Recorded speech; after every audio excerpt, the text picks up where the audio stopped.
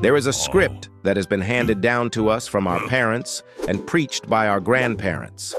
It is reinforced by every real estate agent with a smiling face on a billboard. It is the American dream, the ultimate marker of adulthood, and the supposed golden ticket to wealth. The script says that rent is throwing money away. It says you are paying your landlord's mortgage instead of your own. Buying a house is supposedly the best investment you will ever make. We internalize this doctrine until it becomes part of our very identity. We feel a deep visceral shame when we are still renting at 50 or 60. It feels as if we have failed to launch or as if we are financially illiterate children.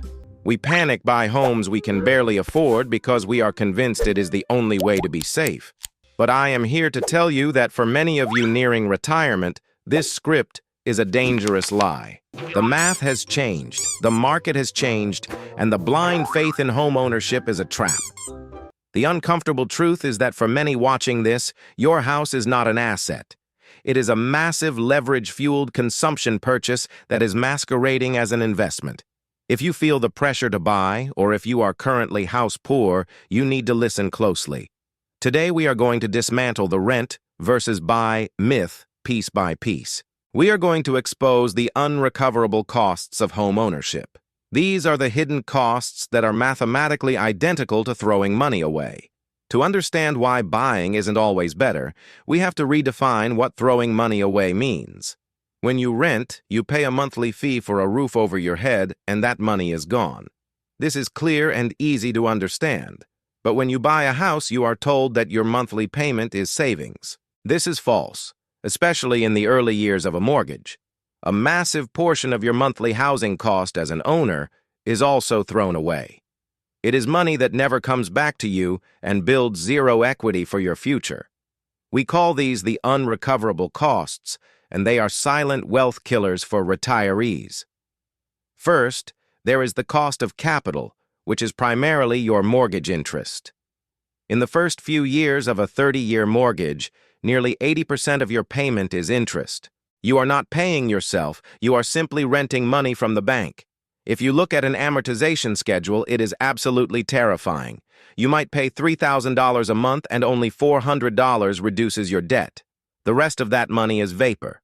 Second, there are property taxes, which are a perpetual rent you pay to the government. You pay this for the privilege of staying on land you supposedly own. In high-tax states, this alone can equal a modest rent payment for a smaller home. Third, there is maintenance, which will cost you 1 to 2% of the home value every year. This is not just for fancy renovations or new kitchens. It is the unsexy stuff like water heaters, roof patches, and pest control. Fourth, there is homeowners insurance, which continues to skyrocket every single year. And fifth, there are the massive transaction costs of buying and selling. These fees can eat up to 10% of the entire value of your asset. When you add all these up, you find that the cost of owning is often higher than renting. You are not building wealth, you are just paying a different landlord. That landlord is comprised of the bank, the state, and the local hardware store. The math of this decision usually comes down to one critical number. This is the price-to-rent ratio. You calculate it by taking the price of a home and dividing it by the annual cost to rent it. Historically, a ratio below 15 suggests it is better to buy. A ratio above 20 suggests it is arguably better to rent. In many major cities today, these ratios are pushing 30 or even higher. When the ratio is that high, the math is screaming at you to rent. By renting, you are effectively shorting the housing market. You are living in a $1 million asset for a fraction of the cost it takes to finance it. You are letting the landlord take on the risk of the foundation cracking or the market crashing. You are consuming housing services at a discount while the owner is speculating. They are betting on appreciation that may or may not ever happen. But the most dangerous trap is the opportunity cost of your down payment. This is the invisible wealth killer that nobody talks about at dinner parties. To buy a $500,000 home, you likely need $100,000 in cash. That is $100,000 that is now locked inside a wall. It is dead equity that produces no cash flow for your daily life. It cannot be used to buy groceries, and it cannot be rebalanced.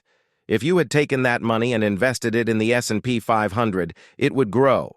Historically, the stock market returns about 10% per year. That money would mathematically double roughly every 7 years.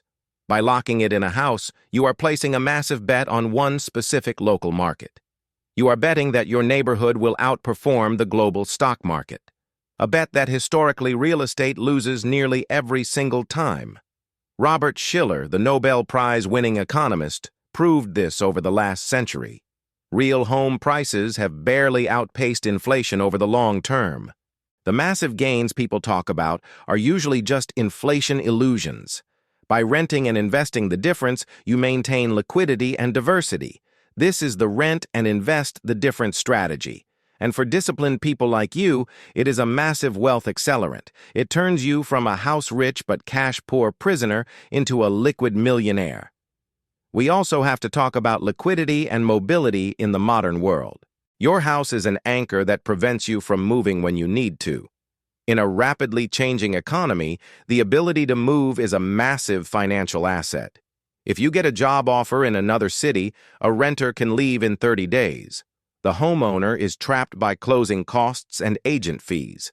The transaction costs of selling can wipe out years of equity in a single afternoon.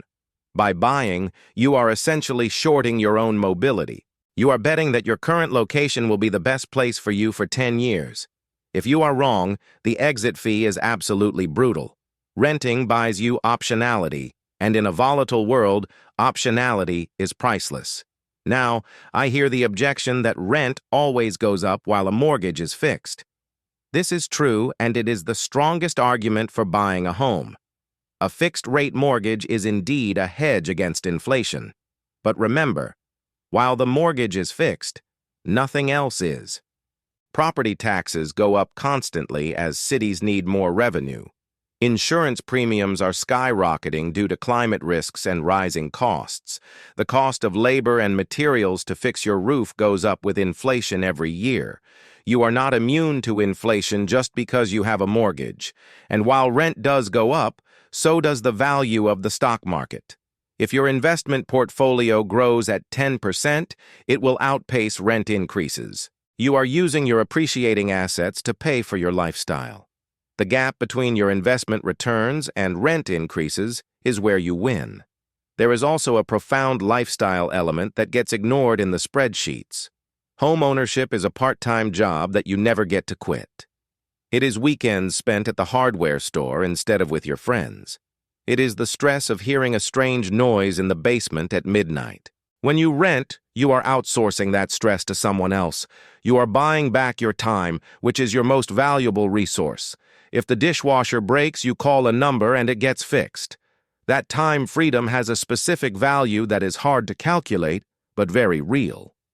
Many people buy a house thinking it will give them stability, only to find that it gives them massive anxiety and constant chores. I am not saying that you should never buy a house. Buying makes sense if you are settling down for more than 10 years. It makes sense if you value the ability to renovate more than you value liquidity. But do not buy because you think it is a mandatory step to wealth. Do not buy because you are afraid of throwing money away on rent. A house is a consumption choice like a fancy car or a nice suit. It is a place to live, not a guaranteed retirement plan. If you treat your home as your primary investment, you are taking a huge risk. You are creating a highly concentrated and expensive portfolio. One natural disaster or neighborhood decline could lead to financial ruin. The path to true wealth is not about owning a deed to a piece of land. It is about owning income-producing assets like stocks and bonds. A house is an asset that you pay, while stocks are assets that pay you. Don't let the cultural script bully you into a bad investment. Run the numbers and check the price-to-rent ratio in your area. Look at the unrecoverable costs and be honest with yourself. If the math says rent, then rent with pride and confidence. Invest the difference and build your liquid empire starting today. Let the landlord worry about the roof and the leaking pipes. You should focus on your freedom and your financial peace of mind. The American dream is not a building. It is the ability to choose your path. Make sure your choices are based on math rather than old stories. Real wealth is having the cash to do what you want when you want. A house can be a beautiful home, but it is rarely a beautiful investment. Choose wisely and protect your future from the hidden costs of ownership. If you have $1 million in a house, you are still a servant to that house. If you have $1 million in the market, that money is your servant. Decide which one you want to be as you approach your golden years. The choice is yours, and the numbers do not lie.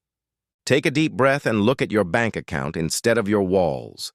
That is where your true security lies. Be the person who owns their life rather than the person who is owned by their home.